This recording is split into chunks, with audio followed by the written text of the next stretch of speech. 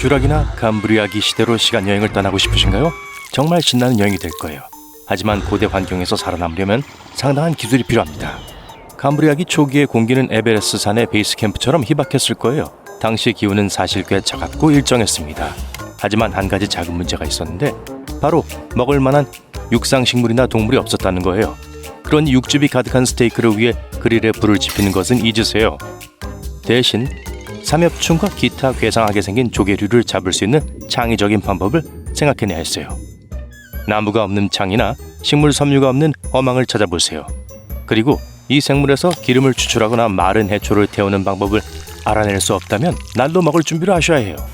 하지만 좀 더 편안한 삶을 원하신다면 1억 년 전 실루리아 시대로 여행하셔야 합니다. 여기서는 상황이 조금 더 쉬워지기 시작해요. 공기는 여전히 희박하지만 산소가 조금 더 많았죠. 게다가 기후도 더 따뜻하고 아늑해요. 드디어 간단한 육상식물이 데뷔했습니다. 뿐만 아니라 처음으로 뼈가 있는 물고기들도 등장해요. 그래서 실제로 더 맛있게 씹을 수 있는 것을 찾을 수도 있습니다. 선사시대에 노래기나 거미와 같은 생물들이 여러분과 함께 땅을 공유한 것을 조심하세요. 최고의 저녁 식사 동반자는 아닐지 모르잖아요. 네, 모두 재미있고 실현 가능한 이야기처럼 들리지만 순간이동이라는 이 미친 아이디어에 대해 좀 더 자세히 이야기해 보겠습니다. 마술처럼 다른 시간대에 나타난다면 가장 먼저 걱정해야 할 것은 공기 중의 산소량입니다. 저 위에 있는 멋진 그래프를 보면 약 850억 년 전에는 산소 농도가 매우 낮았다는 걸 알 수 있어요. 대기의 몇 %에 불과했죠. 그리고 약 23억 년 전 대산소화라고 불리는 사건이 일어나기 전까지는 공기 중에 산소도 전혀 없었습니다. 따라서 당시로 돌아간다면 생존 여부는 전적으로 체력에 달려 있어요. 산소 농도가 10% 미만이면 기절할 수는 있지만 죽진 않을 거예요. 산소 농도가 10%를 조금 넘었다면 제 기능을 할 수는 있겠지만 최고의 삶을 살진 못하겠죠. 산소만 놓고 보면 인류는 약 750억 년 전 0점 부근에 나타났다면 수백만 년 정도는 생존할 수 있었을 것 같습니다. 이제 육지의 멋진 식물에 대해 이야기해볼까요? 최초의 육상식물은 약 4억 5천만 년 전 오르도비스기 시대가 되었어야 등장했습니다. 그전에는 주로 5억에서 6억 년 전의 조류가 일부 존재했어요. 하지만 육상식물이 등장하기 전까지는 그다지 많은 일이 일어나지 않았습니다. 다른 형태의 생명체는 3억에서 4억 년 전이 되어서야 육지에 나타나기 시작했죠. 하지만 약 4억 2,800만 년 전에 살았던 미리아포드라는 동물이 있었는데 이 동물은 최초의 육지 거주자 중 하나였습니다. 만약 여러분이 그 시대에 살았다면 미리아포드를 이용한 멋진 요리법을 생각해내야 했을 거예요. 군침이 도는 음식은 아니겠지만요. 육상 활동 이전의 시간으로 돌아간 것 같더라도 걱정하지 마세요. 약 5억에서 6억 년 전 바다에 있는 생명체가 넘쳐났어요. 에디카리안 동물군이라고 불리는 이 생물들은 최초의 잘 보존된 생물 중 일부였어요. 이 중 일부는 해안 근처의 얕은 지역에 서식했기 때문에 여러분이 직접 잡아먹을 수도 있었을 거예요.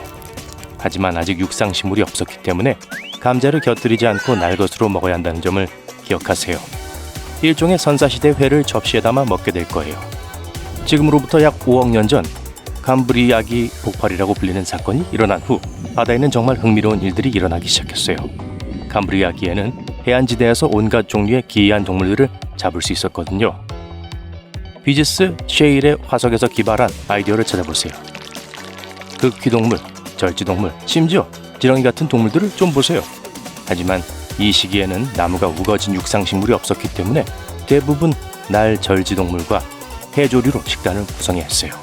빙하기에 대해 자세히 알아볼게요. 빙하기는 지구가 몇백만 년처럼 엄청나게 긴 시간 동안 매우 추워지는 시기입니다. 이로 인해 거대한 빙산과 빙하가 사방으로 퍼져 지구 표면의 광대한 지역을 덮게 되죠. 믿거나 말거나 지구에는 적어도 5차례의 빙하기가 있었습니다. 첫 번째 빙하는 약 20억 년 전에 발생해서 3억 년 동안 지속됐어요. 가장 최근의 빙하기는 약 2억 600만 년 전에 시작됐고 엄밀히 말해 우리는 여전히 그 안에 있습니다. 자, 우리는 빙하기 한가운데 있지만 현재 얼음으로 뒤덮인 이상한 나라에 살고 있진 않아요. 현재 우리는 간빙기에 있기 때문입니다. 빙하기에는 기온이 오르락 내리락 해요. 날씨가 따뜻해지면 빙산과 빙하가 녹기 시작하여 간빙기라고 부르는 시기가 만들어집니다. 그리고 날씨가 추워지면 빙하가 다시 팽창해서 빙하기라고 부르고요. 따라서 지금 우리는 약 1만 1천 년 전에 시작된 가장 최근의 빙하기의 따뜻한 간빙기를 즐기고 있습니다. 사람들이 빙하기를 언급할 때는 보통 약 15만 5천 년 전에 시작되어 현재의 간빙기가 시작된 약 1만 1천 년 전에 끝난 마지막 빙하기에 대해 이야기합니다. 빙하기에는 지금보다 훨씬 더 시원했어요. 빙상이 북미 대륙 대부분을 덮었던 빙하기가 절정에 달했을 때 지구 평균 기온은 8도 정도였어요. 오늘날의 지구 평균 기온보다 6도나 낮은 수치입니다. 이 온도 차이가 별것 아닌 것 같지만 북미와 유라시아 대부분을 얼음으로 덮인 풍경으로 바꾸기에 충분했습니다. 또한 지구는 훨씬 더 건조해졌고 대부분의 물이 빙상에 갇혀 해수면이 훨씬 낮아졌어요. 눈으로 볼 수 있는 한 광활한 대초원과 마른 초원이 펼쳐졌습니다. 그리고 빙하의 일부였던 사바나, 따뜻한 초원, 사막도 잊지 마세요. 빙하기에는 불곰, 순록, 늑대처럼 친숙한 동물들이 돌아다녔어요. 하지만 빙하기가 끝나면서 안타깝게도 멸종한 거대 동물들도 있었습니다. 매머드, 마스토돈, 범치고양이, 거대한 땅 나무늘보 등이 바로 그것이죠. 이 거대한 짐승들이 왜 멸종했는지에 대해서는 여러 가지 이론이 떠돌고 있는데요. 한 가지 가설은 인간이 이 거대 동물과 마주쳤을 때 그들을 사냥해서 멸종시켰다는 겁니다. 우리 종인 호모사피엔스는 실제로 빙하기에도 살아남았습니다. 우리는 약 30만 년 동안 아프리카에서 시작해서 전 세계로 우리의 위대함을 전파하며 지구를 누볐어요. 우리 조상 중 일부는 아프리카에 머물며 빙하의 영향을 온전히 경험하지 못했어요. 다른 사람들은 유럽의 빙하 환경의 혹독한 추위를 견디며 세계 각지로 모험을 떠났습니다. 하지만 우리만 있었던 건 아니었어요. 빙하기가 시작될 무렵 유라시아 전역에는 우리의 가까운 친척인 다른 호미닌들이 흩어져 살았어요. 유럽에는 네안데르탈인이, 아시아에는 신비한 데니소바인이 살고 있었죠. 안타깝게도 이 두 집단은 빙하기가 끝나기 전에 모두 사라진 것으로 보입니다. 호미닌 친구들은 빙하기에서 살아남지 못한 반면 우리 종은 어떻게 살아남을 수 있었는지에 대한 수많은 이론이 있습니다. 어떤 사람들은 인류의 적응력이 엄청나게 뛰어나고 사회적 기술, 의사소통, 멋진 도구를 유용하게 사용했기 때문이라고 믿어요. 빙하기에도 인간은 그저 웅크리고만 있지 않았습니다.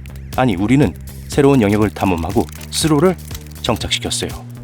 오랫동안 사람들은 빙상이 녹기 시작할 때까지 인간이 북아메리카에 발을 들여놓지 않았다고 생각했습니다. 뉴멕시코의 화이트 샌즈 국립공원에서 발견된 화석화된 발자국은 인간이 마지막 빙하기가 절정에 달할 무렵인 최초 2만 3천 년 동안 북미 대륙에 발을 디뎠다는 사실을 증명해요.